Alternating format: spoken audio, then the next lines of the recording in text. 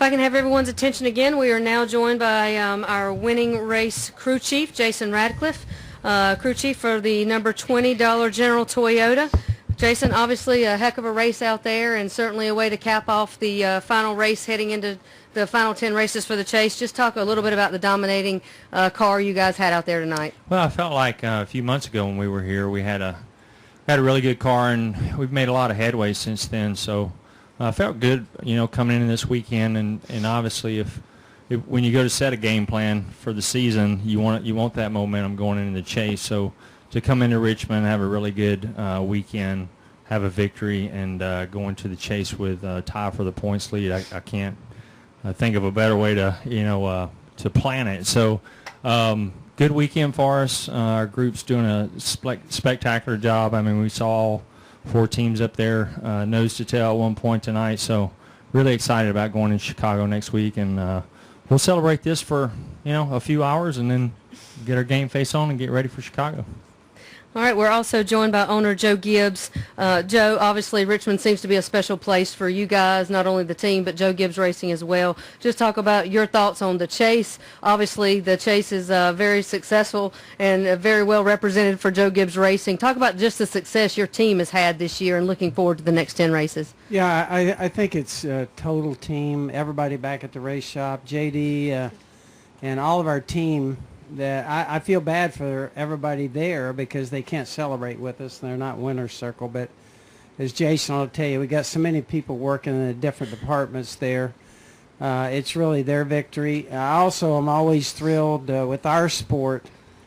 You have a sponsor that goes with you, and he's, Dollar General they're in the sport. They are there for 3.5 hours tonight, on the racetrack. And that's the thing that's different about our sport, which I love. And so they're right there with us. Rick Dowling, Todd Vassos, all the guys at Dollar General. It's a thrill for us, along with Toyota, our partner, have all those guys to go with you on a victory. That's really special. And, obviously, we're thrilled. Todd Meredith kind of runs our operations, and everybody over there has worked so hard. We got people working overtime, trying to get caught up after last year, and it's been a lot of hard work, but I'm thrilled where we are. But now the problem is this was enjoyable tonight, and I think for the next 3 weeks I'll be ready to throw up in any minute. So that's the bottom line. We certainly hope that doesn't happen. And again, congratulations to both of you. We'll open it up for questions here in the media center before we go to the press box. Just raise your hand. We'll get a wireless mic to you. All right, we'll start in the back middle with Bob. Bob Parker, CSPN. Joe, where do you think your team is compared to Harvick? Harvick has been just so consistent. Yeah. What are you going to have to do to have somebody beat him?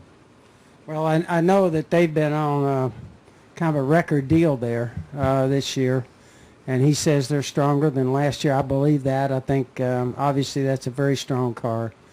But I think there's going to be everybody that gets in this thing from here on out. You got 16 teams. We always talk about winning is super important, but to be quite truthful, being consistent is going to be a huge part of it too. And so there's all 16 of these teams earned their way in. And so if somebody gets hot down the stretch, we've seen it before. If somebody gets hot, they got a chance to win a championship, and I just hope it's one of our cars. Okay. Additional questions? Okay, over here to your right.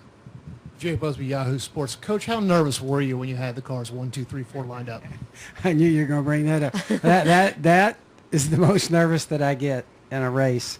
And tonight, I saw him up there, and then I saw some beating and banging there. I saw a hand come out the window, and I wasn't sure what it was showing for a minute or two. I got a little nervous there. But I think I think that's when I'm always the most nervous, when you got your cars up front and when you're having a good night. So our guys, though, I think they all handled it the right way, it seems like. And I know Matt came over the mic there and said that, his situation there with Carl, he kind of straightened that out. So I thought that was good, and it was a thrill seeing ourselves up there. Additional questions? Okay. Let's get this one back here before we go back to Bob. There you go. Go ahead. It's Corey Smith from North State Media. Joe, there's been a lot of talk over the last week about there being potential for all 4 drivers being in the final round. Obviously, that's far off from now, but would you even be able to enjoy that? Yeah, obviously, you'd love that, but that's a dream, and yet dreams don't. It's hard for a dream to come true. You're not. I don't think anybody here is realistically thinking about that that's a possibility. I think there's so many good cars in there. We're just talking about one of them, the 4 car, the 22, the 2. All those cars are capable of winning a championship. Period. So we're just thrilled to have our 4 in there. It's big for our sponsors. To get FedEx in there is an awesome deal with Denny, and it seems like Denny's going to be okay with his knee. We were concerned about that. Eris, a new sponsor for us, to have Carl be able to get them in was in our first year being together was really great. And then, of course, Kyle coming back from, a serious injury, and to be able to do what he's done, that was a huge deal for us this year, and for M&M's, who's been in the sport for 27 years. And so for the Mars Company, it's a thrill for us to have our sponsors in there, and it's just a big deal for us. Okay, we'll go Bob, Dustin, then Holly. Bob Pockris, ESPN. Joe, how concerned are you that Denny's knee will impact his performance over the next 10 weeks? I feel real confident. We've been through this before, and last time it was with his breaking leg, and he handled that well. And so the doctors, we got the best people in the world. Look at him, Dr. Heisel's with us, and Dr. Connor. And they all feel the same way. And really, the ACL is an injury that you can actually go with for a while. So he can, he'll have surgery when the season's over. But we feel very comfortable. Matter of fact, he sent our backup. We had Eric going to stay, and Denny, after yesterday's work, said, hey, he can go home. So he's confident. Okay, we'll go Dustin, then Holly, and then up to the press box. Dustin Long, NBC Sports. Joe, obviously you've been in sports with very long seasons, but to think 6 months ago you had, Kyle with his situation, Carl struggling, making what he said mistakes on his part, putting himself in a hole. As an organization, you guys were making progress, but still not there at that time. And so how do you look at where you were to where you are now, and that there's still a couple more months left in the season, that this is, I guess, described as journey? Well, I think part of our sport is just that. You go 38 weekends, and, man, it is a long grind. The best people in the world, racing cars.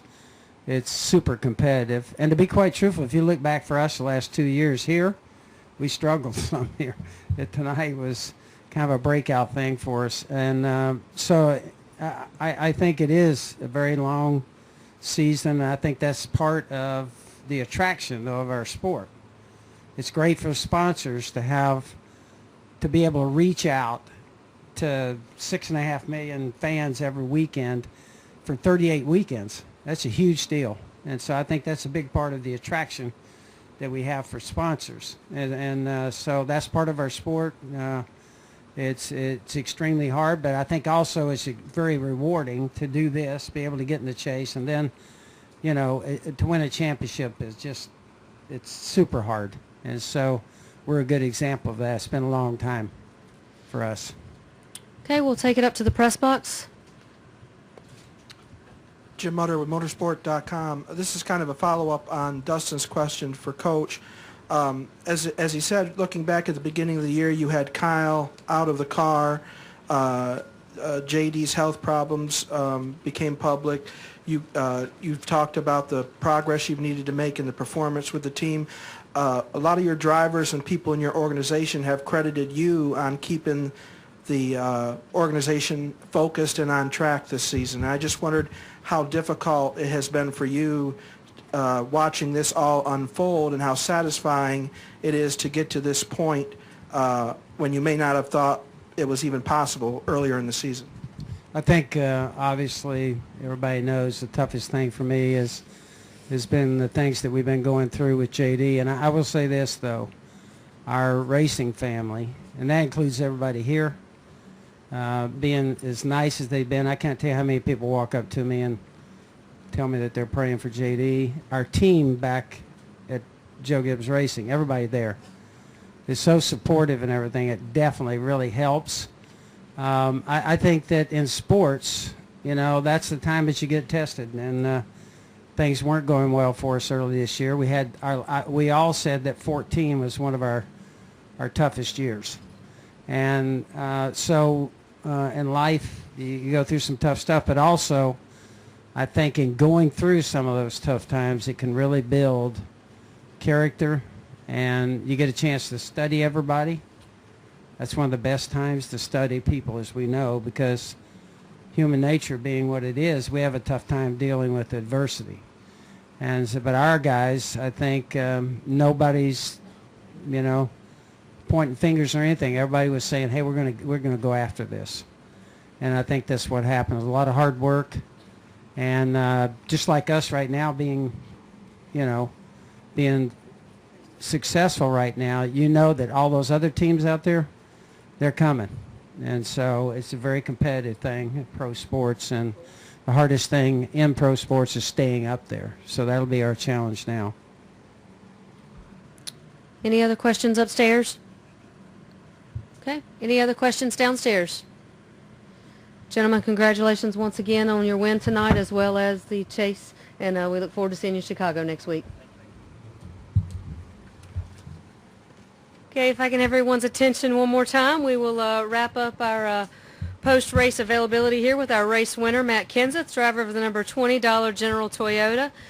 This is his second victory here at Richmond this year, and his fourth victory of 2015. Matt, obviously a dominating performance here tonight. You led 362 laps, which were the second highest total of your career.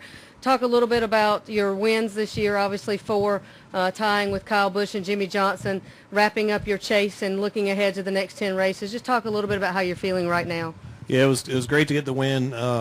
Richmond, when I came to JGR, was one of their best tracks. And the last couple of years, it's been one of our worst, I think, as a group. So after the spring race, we ran okay, but the other cars didn't run real great. And Coach always gets mad when I say this, but he kind of yelled at us in the meeting. It was the only time I think he's yelled since I've been there about our cars, because our short track cars ran so bad. So everybody was working on it anyway, but everybody went to work real hard on trying to get these cars to run better. This is a really important race for us. I know in the big scheme of the championship battle, it doesn't have huge implications necessarily. I guess it could with extra points, but it doesn't have huge implications there. But it was really important to us as a company to get running good here again. Like I said, it used to be one of their better tracks, and it hasn't been the last couple of years. And tonight, all our cars ran really well. Okay, we'll open it up for questions for Matt. Please raise your hand. We'll get a mic to you. We'll start over here with Matt.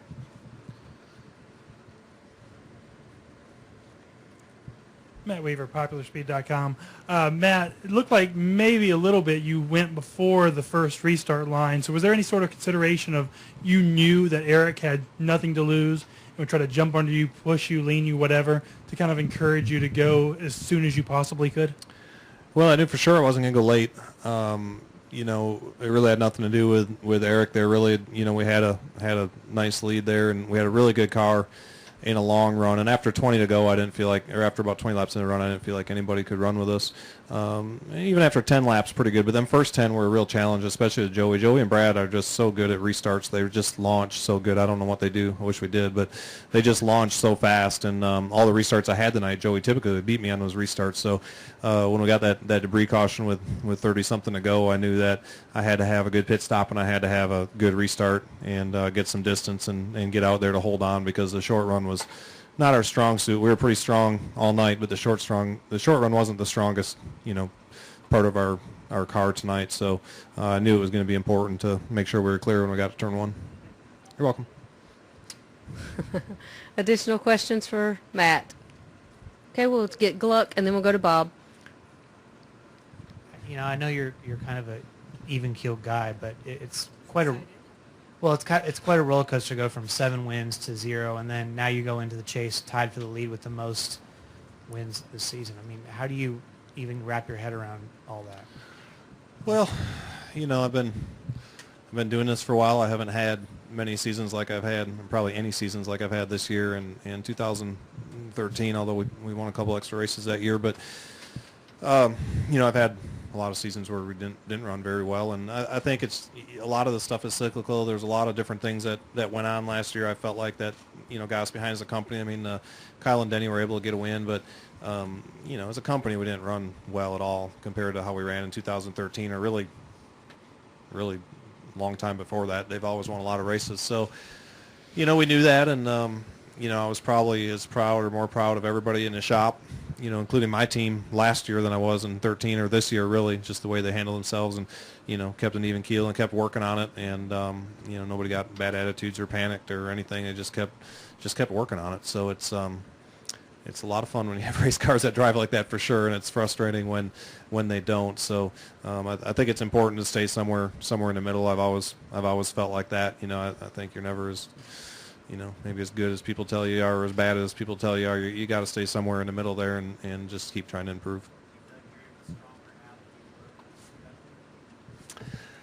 You know, I'm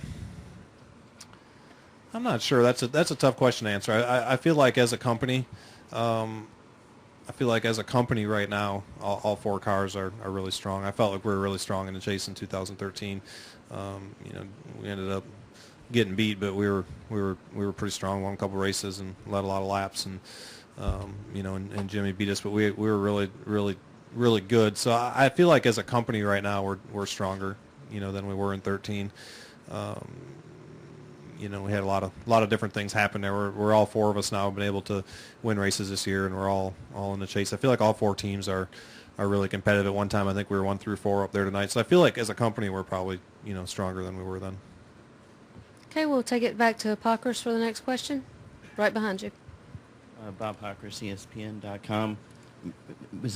Did you feel this was at all a statement race for you and what your team could do over the next 10 weeks? Well, I mean, you know, you want to win every week. I'll tell you. I was. If you could do this every week, you would. You know, so it's not like you can do anything extra or anything, you know, necessarily better. But I will say it feels really good. It's good for all of our confidence. Probably especially mine. I felt horrible about wrecking that car. It looked like it was the first time I drove a race car last week. We had the fastest car in the field the first 30 laps, and I hit the wall and ruined our day last week. So definitely I felt like an idiot all week. So I was glad that I didn't make any mistakes tonight and we were able to get the win. So that part definitely feels good, because we've had a really good couple months. We've had really fast cars a couple times, Bristol and Darlington, where we didn't finish either, or didn't finish very well. So yeah, it always feels good to win. Okay, do we have additional questions? Yeah, but it wasn't a fatal one. Additional questions downstairs from Matt? All right, we'll go upstairs to the press box for one question. Or none. No. Comment. Okay. Jim Utter, motorsport.com. Has Sorry, to be Matt.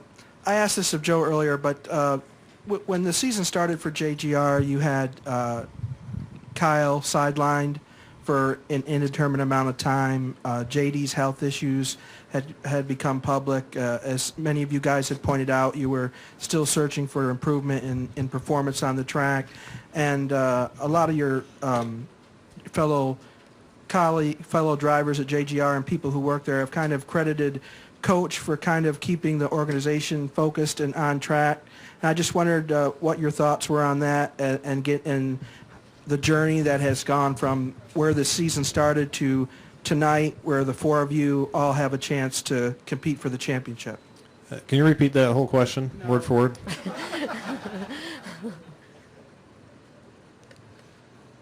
No?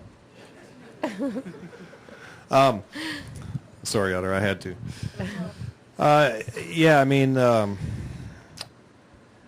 didn't think the year started off that bad, but it wasn't that much better than we ended last year, so that was a little bit disappointing. But yet, we had a lot going on. Like you said, we had that addition of the fourth team, which is a big deal. Going from 3 to 4, that's a big change. It really is. So we had Carl getting used to the system and getting him there, and then obviously with Kyle getting hurt, that really hurt a lot.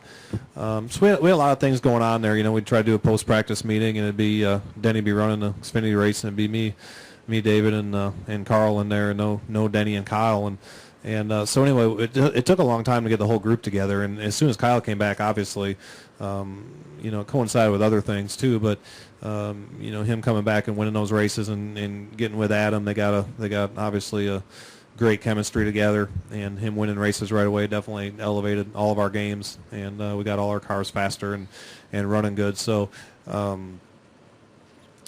yeah, probably the thing I'm most proud of as an organization is all the cars are running well. Sometimes you get big and you maybe have a car or two that runs good and a car or two that don't, and some people get along and some people don't. And right now it's for as many people as we have there and as many new people, it's pretty cohesive. So yeah, they're great people there. It obviously starts on the top with Coach and Todd Meredith. Everybody runs that place and hires people. They do a lot of homework and try to get the right people in there, and I think that makes a big difference. Any final questions downstairs for Matt? Did I even answer his question? I hope I did. Sounded good. Okay. All right, Matt. Huh? I don't know. Really? No, I just don't know. Bristol. There we go. Bristol, 415. Jenna, 415. The second Bristol in 2005. But that's impossible because it's only 400 laps. Matt, congratulations once again. And Ratcliff said y'all could celebrate this for a couple hours, and you had to get down to business again and look forward to Chicago. Better not be celebrating. Better be working on that car. Enjoy your night. Congratulations.